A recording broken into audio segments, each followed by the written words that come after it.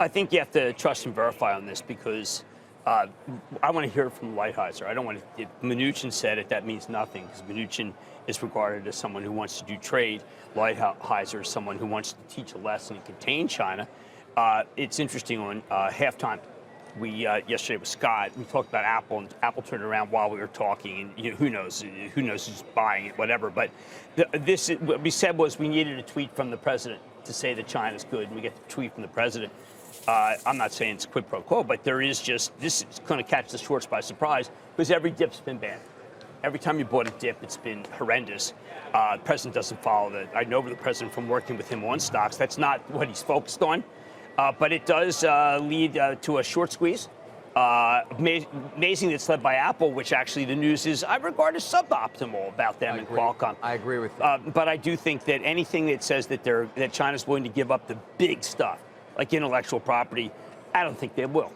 I think they're big talkers. I think they're big hat, no cattle. The Journal makes the point, the fact that we even had a phone call with the CFO of Huawei still in custody means maybe they are willing to silo that off. Well, I do think that the fact is that it's Canada, Europe's come out against them. Look, if the president were wise about these things, it would be very easy to build a coalition of the willing, which is something that Larry Kudlow wants to do. But that would require a lot of less hubris, more sensitivity. That's not really been things I think about when I think about our president. No, and there's no doubt the phone call, the seemingly separating Huawei from the talks is certainly a positive. Yes. But, Jim, I just wonder whether over these next 80 days or whatever we may have left in this time period, whether we're going to get whipsawed by positives and then negatives, because it becomes very much unclear exactly where the consensus and agreement can come from between these two parties. And I say that because we just don't know exactly what the administration is willing to accept, and we really don't know at this point what the Chinese are. They seem willing to give, right, but how much? Well, look, there is no consensus. I mean, look, just even when Jeff Sonnenfeld had a really good conversation with Wilf last week. Look, there's the China apologist, Steve Roach. I mean, I think he thinks that that we do a lot that's wrong. There's this Mnuchin faction which says, listen, this is really about trade, and let's keep letting Boeing sell planes and Caterpillar. And then there's this Lighthizer contingent which says, look, we can be tough. And then there's the Navarro contingent which says, it's a Cold War.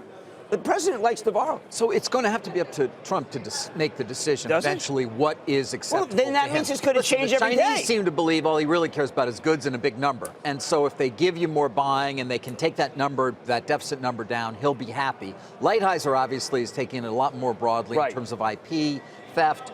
And to your point, Navarro basically doesn't. Well, Navarro and Vice President Pence. At some point, Trump is going to be presented with something he's going to have to either say yes or no. Well, look, if the Chinese are listening, they listen to everything, as you've taught me. I mean, look, they have to give American Express a franchise without some bogus. I mean, I was going over all the different bogus partnerships they have set us up with.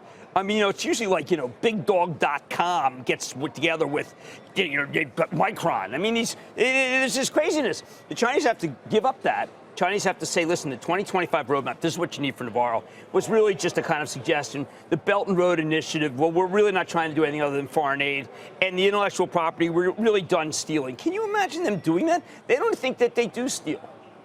They think although you have made the point that if you do see that, they let in the American Express gets this or another company gets that it should be seen as a well, better than nothing says that may not happen. Right, but better than the Qualcomm green light to buy NXPI, of which the president should. That's a total Apparently, phony. I've heard separately that was not really discussed in any meaningful way, or even brought up by Xi at the meeting. We don't have a record of that meeting, by the way. We don't have a transcript of that dinner. I don't believe. Well, the president is so mercurial and arbitrary. We don't really know. I agree with you that this is not going to.